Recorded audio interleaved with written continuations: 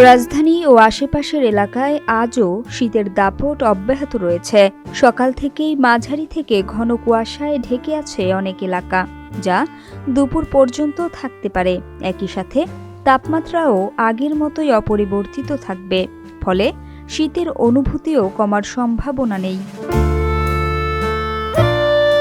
সোমবার বাংলাদেশ আবহাওয়া অধিদপ্তরের ঝড় সতর্কীকরণ কেন্দ্র থেকে প্রকাশিত সকাল ৭টা থেকে পরবর্তী ৬ ঘন্টার জন্য ঢাকা ও পার্শ্ববর্তী এলাকার আবহাওয়ার পূর্বাভাসে এসব তথ্য জানানো হয়েছে।